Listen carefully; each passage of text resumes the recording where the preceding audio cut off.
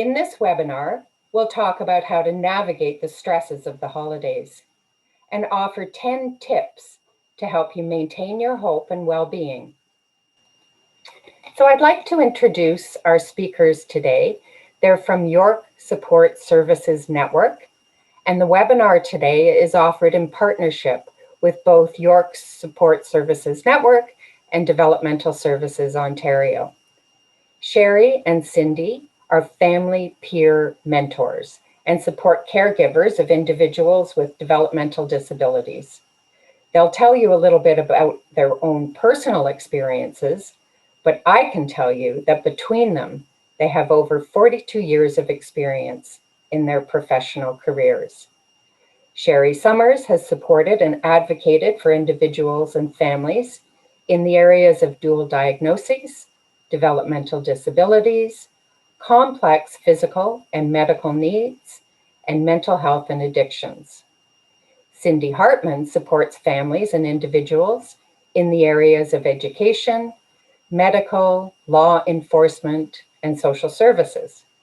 She developed the world's first ASD suicide prevention curriculum with the York ASD Partnership and Mental Health Collaborative. Welcome, Sherry and Cindy. I'm so pleased that you could join us today. Thank you, Susan, for the introduction and for giving us this opportunity to present on behalf of the OCO. Before we begin, let us tell you a little bit more about ourselves. For me personally, I'm a proud mother of a 23-year-old son who has autism, Tourette's, OCD, and other mental health issues. When he was much younger, basically he never went to school full time and all the way up until he was in grade 12. And I was often told that to kind of prepare myself because he was not going to be able to, beyond, school, be able to do much more of anything else.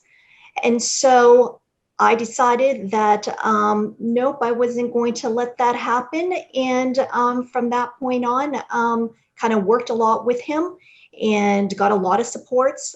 And my son, not only did he graduate from high school, he is currently in his last year of undergraduate degree, studying cognitive neuroscience. And he is particularly focusing on ASD research. So I'm really, really proud of how much hard work he's done. And I'll let Sherry talk a little bit more about herself. Welcome, everyone. My name is Sherry Summers, and I'm a proud mother of a 31-year-old daughter with an intellectual disability. She attends pre-COVID a full daytime program at Community Living. She's also actively involved in Special Olympics, and as well, she works at a daycare with children part-time. Okay. Thank you, Sherry. So we all know that the holidays is a time of joy, but extra stress, especially for us caregivers, and from making a gift list, buying the gifts, decorating the house, preparing those special meals, and of course, keeping our children entertained, it can all be overwhelming. We often don't have enough time to meet our daily obligations, let alone additional expectations of the holidays. So how do we reduce our holiday stress and give ourselves much needed self-care? We all know what we should and shouldn't do. And we know it's challenging as caregivers to implement self-care. Many of our client caregivers don't even recognize their need for self-care. They're so used to getting help for their loved ones with a disability that it takes time for them to realize the importance to look after their self-care. With our one-to-one clients, we often use the analogy of the airplane oxygen mask rule. We all know that when we fly, the flight attendant will often give us a variation of this rule. And they'll say something to the effect of, should the cabin lose pressure, oxygen mask will drop down from the overhead area. So please place the mask over your own mouth and nose first before assisting others. This analogy shows us that you won't be effective in taking care of your loved one's needs until you take care of yourself first. So today, we hope that you'll learn how to put on your oxygen mask with tips and strategies and find effective ways to reduce stress, improve your well-being, and find the joy of the holiday season. Okay, so Thanks very let's much. review the top 10 tips. So tip 1, let's make a plan. Tip 2, make time for yourself. Tip 3, make room for grief. Tip 4, understand your negative emotion. Tip 5, reflect on gratitude. Tip 6, find reasons to laugh. Tip 7, let others help. Tip 8, stay connected. Tip 9, have perspective. Tip 10, practice self-compassion. We don't expect you to follow all 10 tips. We understand better than most how overwhelming any list can look. Even if all you do is take one tip and make some small changes, it will help you towards some form of self-care. Sometimes just by starting with one tip, it can easily lead into another. Remember, some is still better than none. So let's begin. Tip 1, make a plan. Having a backup plan A and a backup plan B and plan C will help you to set a time for changes that may arise during the holiday season. Try to keep the KISS philosophy, which is keep it simple strategy. Try and plan ahead, maybe what you're going to do in terms of decorating, cooking, shopping. Sometimes those plans might go awry, especially due to COVID. Maybe plan A was originally to have your immediate family come and spend the holidays with you. But because some regions have more restrictions than others, maybe plan B is you can have your holiday together during a Zoom call. And plan C, for those who don't have technology, maybe they can try and join in by telephone. Next, maybe reduce expectations, especially due to previous years. And for those with young children, try not to overschedule your child's activities, and also try and maybe keep the meals for picky eaters and for people with medical conditions, and maybe just generally just try and keep it simpler this year. Next, maybe identify your priorities. By being able to sit your family down, maybe you can come up with what are the family's priorities for the holiday season. Not everyone's going to agree, and that's okay. But maybe by finding the common goal of what's most important, that's what you focus on. I know for my family in particular, having fun and humor is very high up there in our priority. And so often what we end up doing is we end up picking a theme, the 80s, the 70s, and we try and dress up based on that era. Maybe next, try discussing some of the rules in advance. In particular, when my son was much younger, he had a problem with waiting to wanting to open gifts. So to be able to get that rule in advance and telling him, nope, gifts don't get open until the end of the meal, it was still a little difficult. So then what we decided was he would get to open one gift. And so all the kids in the family got to open one gift at the start of the time that we would all get together. And then after the holiday meal, then everybody opened up the rest of the gifts. And then maybe also try making a calendar with realistic time frames. It's best to make 2 separate calendars, one for the adults and one for the children, and make sure that they are realistic. And of course, for the adults, maybe try every day just putting one thing for self-care.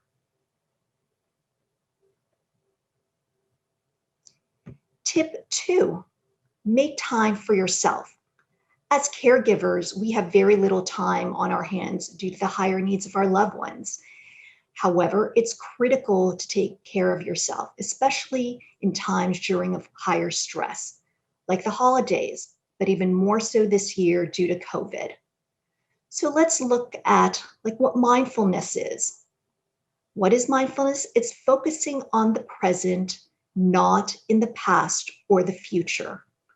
Remember, a short mindfulness or meditation exercise for 3 to 5 minutes a day can help reset and ground us. Numerous studies have shown how that just simple breath awareness can change the way we feel to reduce our stress. How you breathe can cause stress or relaxation. So by breathing deep from your belly, that promotes relaxation. When you have the shallow chest breath, that actually can promote stress. And even more so this year, I think we all recognize the importance and are so thankful for our breath. And if you have a little time, maybe try 3 deep breaths or even try some square breathing. Square breathing is basically taking 4 seconds to inhale, hold, exhale, hold. And for your children, try doing some of this too. And for children specifically, do a body scan, tense and release muscle relaxation, where you start with the toes, you tense up the muscle for a few seconds, and then you slowly release. Make your way up to the top of their head. I even practice a short mindfulness in the shower. And so when I'm in the shower in the morning, I stand there and feel the warm water. Then when I put the shampoo, I'll feel the shampoo gently massaging my scalp. And then I'll take in the scent of the soap that I'm putting all over. Also try physical exercise. Maybe try going for a nature walk, because there's lots of great fresh air there. And also, some people like to practice some yoga. One of my favorite things for exercising is to dance. And and I'm not a great dancer at all. That's just putting on some of your favorite music and then just dancing, because it doesn't even feel like exercise. And for the kids, it's a great way to get exercise in for them. For the younger ones, maybe try playing wiggles. And for the older ones, in particular for the teens, Shake It Off by Taylor Swift. In fact, join your kids and do it. Make it a whole family affair. And for those of you who want kind of more of a full body workout and still lacking time, my son and I, we do the 7-minute Johnson & Johnson exercise. So download that app. Another thing to also do is try relaxing. I personally like to create a mini spa retreat. I take a warm bath with bubbles, aromatherapy oils, and set up candles and a soft music. And for those of you who have trouble relaxing, maybe try using an app for de-stressing. The Calm app is a great app that I personally use for stories, music, and meditation. And for the kids, try the app Stop, Breathe, and Think, or Global Thrive. Also, maybe try engaging in a hobby. Those of you who like cooking, arts and crafts, or even the movies, maybe tie it into the holidays and create gifts with it. I personally, every holiday season, I make chocolate hazelnut and peanut butter ball truffles for my extended family. When my son was younger, he used to help me make them, although I think he ate more than what was actually given away. And then I go to the dollar store and find some festive tins and then just place them in there and give them away for gifts.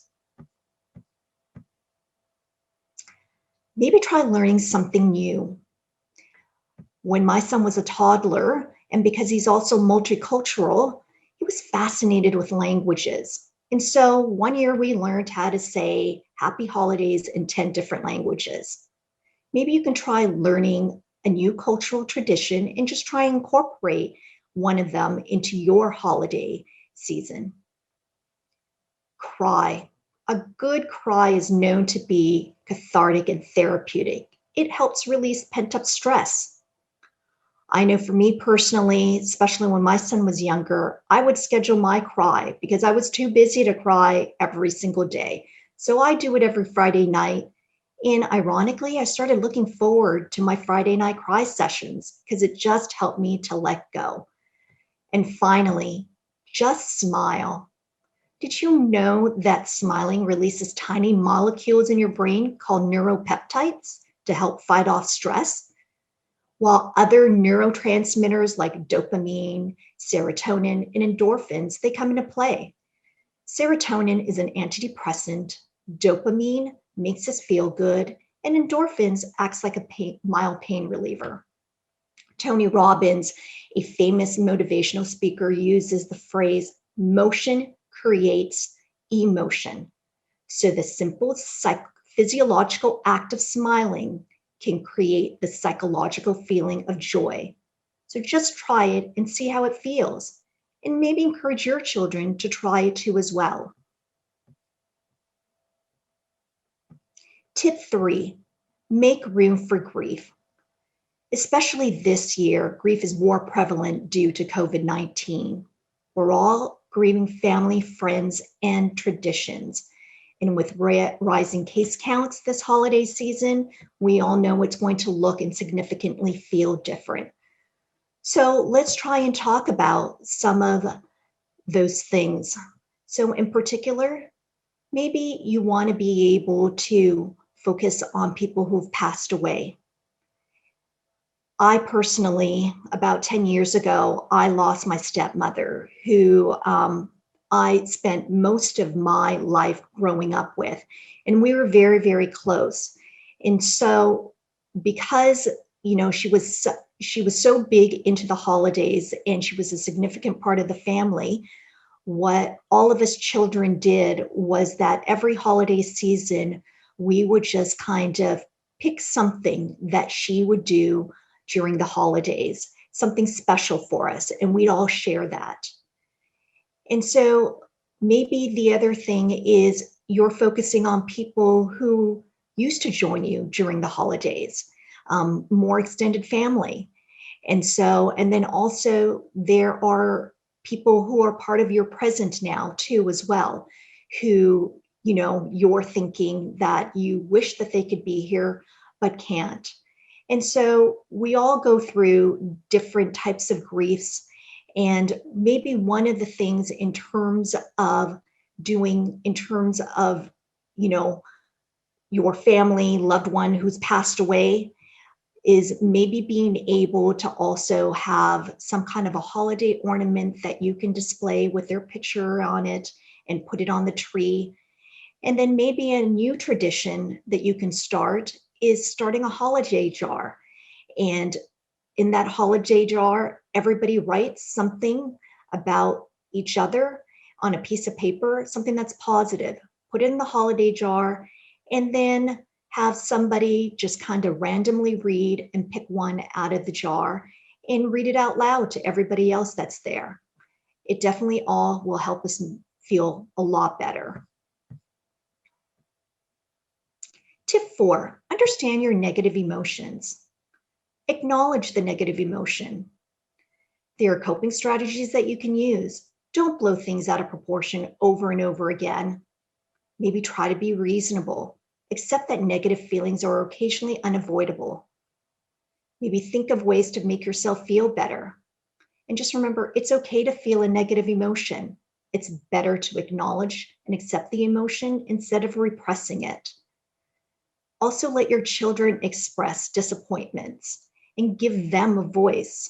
Maybe your children are disappointed this year because other family members can't join them due to the pandemic. I know my son is really disappointed because every holiday season, his cousins from California come to visit us, but due to border restrictions, they can't come this year. Maybe you're feeling stressed or overwhelmed, sadness or pity, maybe even jealousy of others. Maybe your holiday goals are too ambitious. Maybe you have unrealistic expectations of yourself. I know I personally am a self-proclaimed type A personality. I find it hard not to be the perfect host. And so I ended up finding that I wasn't enjoying the holiday season anymore. I felt stressed and I started just dreading it. And so I decided, I really wanted to get back to the joy that I felt when I was younger and a child. So I thought to myself, how am I going to do that? So then I ended up changing my expectations to something that was more reasonable and doable. I'm still a work in progress, and some years I'm better at this than others. Maybe by identifying why you feel that way, it's also the first step to being able to let go of that emotion. Maybe say it out loud or try writing it down. You can release the hold that negative emotion has over you and take away its power. Last year, I took a training workshop at CAMH that was specific for caregivers of ASD children. It was called Acceptance and Commitment Therapy, also known as ACT.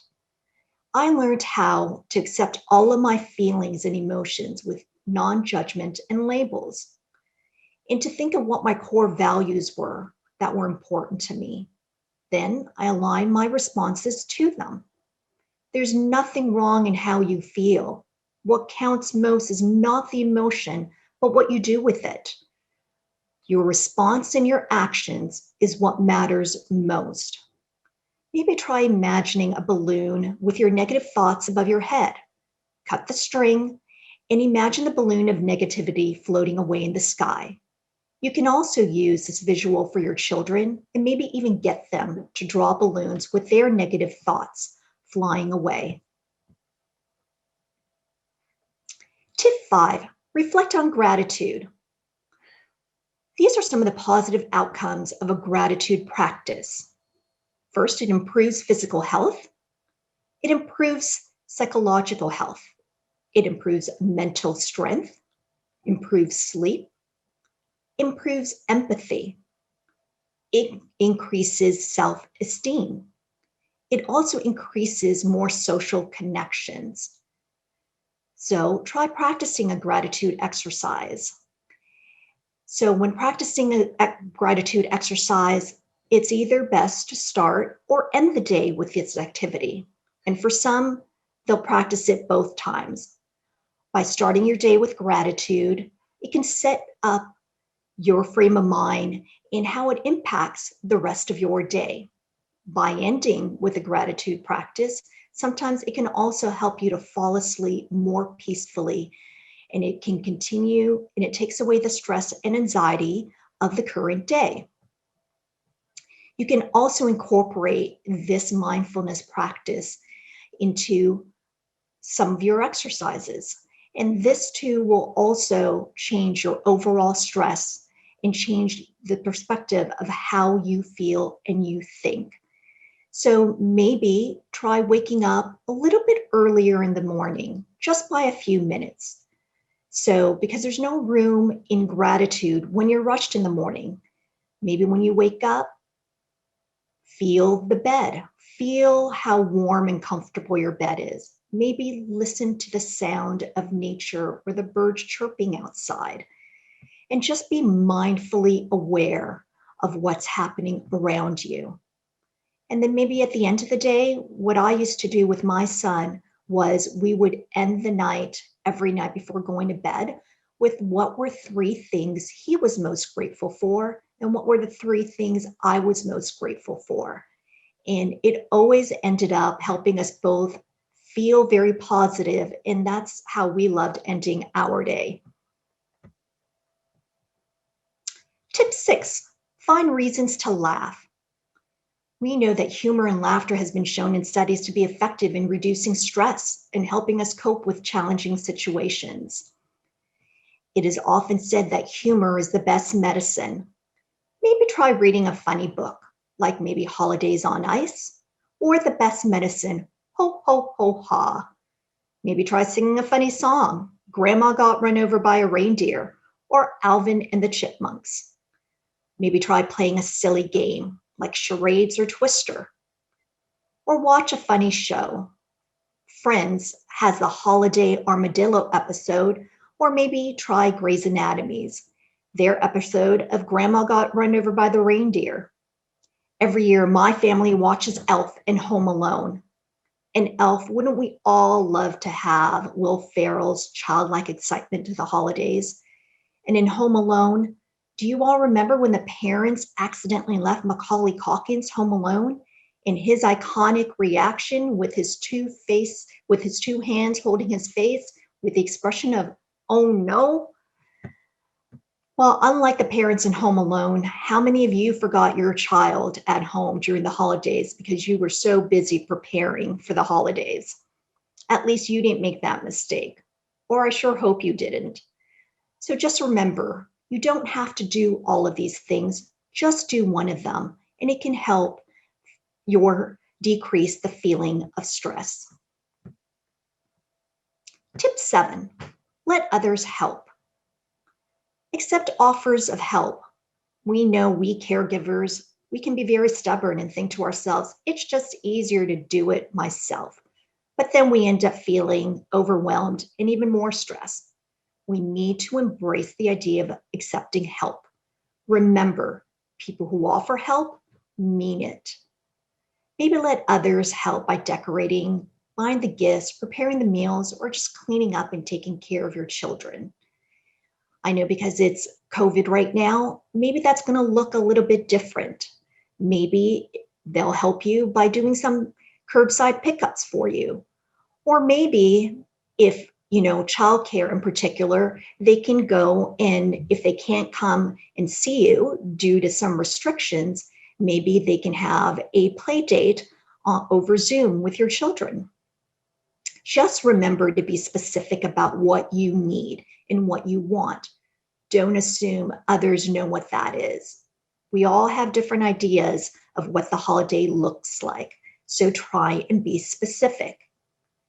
And it's also equally important to set boundaries for others. In an effort to be helpful, others may accidentally overstep your boundaries without realizing it. All of a sudden, something that should have been helpful becomes more stressful due to lack of boundary setting.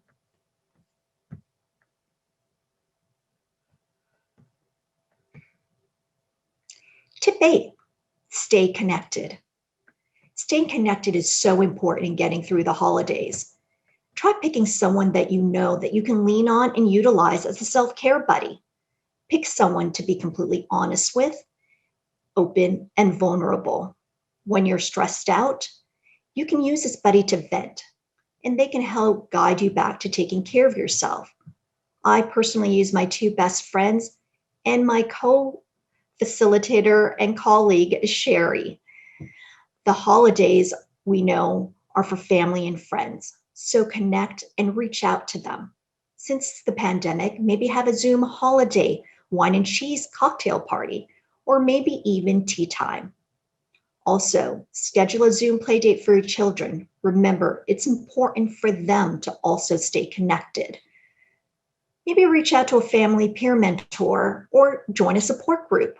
We run a monthly support group called Caregivers Connecting, and we ended up finding and learning more through some of their tips and strategies.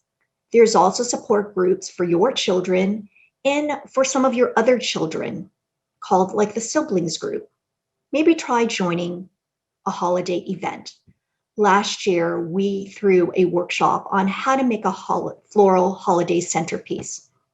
Many of our caregivers expressed feelings of isolation, so they were really thankful that they had this ability to be able to connect with other caregivers like themselves. They were able to learn something new and also learn how to be creative. Even weeks later, we had some of them comment of how by looking at the centerpiece, it was a tangible reminder of something that made them feel good. Another great way of sustaining ourselves is to help others who are in greater need than we are. It's better to give than to receive. By helping others, it gives us a better perspective of our own situation. When my son was younger, for several years, he would contribute some of his allowance to a family in Africa to buy a goat so that they could help give some milk.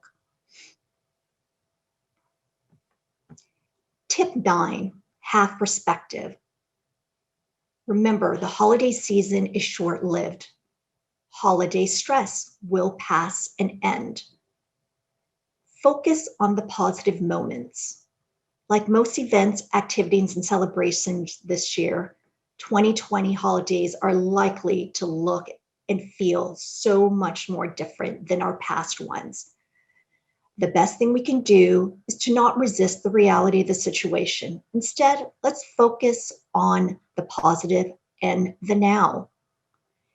And for me, even though I'm going to miss many of the family who normally come over for the holidays, in some ways, it's less pressure because it's just going to be just such a small gathering. So I don't have to prepare for as many people. And also changing perspective of the holiday season is also crucial for us if we want to find happiness and peace for the holidays. Remember, it's how you change the way you think and view the holidays, then how you view and cope with the stress through the holidays will also change. This reminded me, I think it was last year when I had the severe form of the flu. In fact, I had the flu for 3 weeks, and then I lost my voice. And I was so stressed out because I had my family from California coming in to stay with us, and then also had other guests coming for the holidays. And I was so worried that everything was just going to fall apart. And then finally realized it was completely out of my control and just ended up letting others kind of take over. And it turned out to work out anyway. So all I did was worry for nothing. And everybody just basically thought it was just kind of great that we just kind of let whatever flowed, and whatever happened. So it turned out to be very good for everybody all around. Tip 10, practice self-compassion. So what is self-compassion? Dr. Kristen Neff, author of SelfCompassion, says it's extending compassion to oneself in instances of perceived inadequacies, failure, or general suffering. There are 3 components of self-compassion. First, self-kindness, being warm towards oneself when we fail or feel inadequate, rather than ignoring our pain with self-criticism. Next, common humanity, recognizing that suffering and personal failure is part of that shared human experience. And finally, mindfulness. Self-compassion requires taking a balanced approach to one's negative emotions so that feelings are neither suppressed nor exaggerated. Negative thoughts and emotions are observed with openness and acceptance.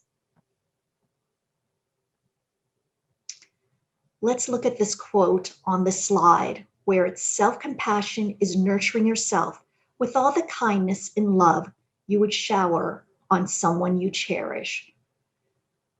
I know that we caregivers often are harder on ourselves than others. We show more self-compassion for family, friends, and even strangers than to ourselves. I know many of the caregivers we support have often shared with us that they make comments like, have we done enough with our child with a disability? They shared with us feelings of guilt, what we could have, should have, would have done. With my son's father is a psychologist, and I have a degree in psychology, but yet it took over 3 years to get a proper diagnosis for him. So I felt like I lost 3 valuable years in the early years that could have made a big difference. I finally got up to a place of self-compassion and forgiveness for myself, that I did the best that I could at the time. By acknowledging my feelings and emotion of guilt with compassion, it freed me to move forward and to help foster my son's full potential. And finally, let's look at the SelfCare quote. An empty tank will take you exactly nowhere. So take time to refuel. Wouldn't it be great if we could all refuel on this beautiful island paradise on the slide? Given the year that we've all had, Feeling cooped in a tropical getaway sounds like the perfect escape we need for self-care. We all know that it's not easy to take time for self-care, especially during the holidays, and even more so this year due to the pandemic. Again, we'd like to remind you to take small steps. Remember, one step will eventually lead to another. So thank you everyone for joining us today. We hope you've learned a few tips and strategies on how to get you through the holidays, and more importantly, how to sustain your self-care. If you have any questions, please feel free to stay on and we'd be happy to answer your questions. Remember, the holiday season is a time of joy and peace. May each of you find that inner joy and peace within yourselves. We hope you all have a happy holiday season, and we wish you the very best for the Happy New Year. Cindy and Sherry, this presentation has given us some wonderful practical tools in order to apply to maintain balance and equilibrium as we go through a stressful pandemic in a stressful season. On behalf of the Ontario Caregiver Organization and all the participants today, I want to extend a big thank you, both to Cindy and to Sherry, to York Support Services Network, as well as the Developmental Services Ontario.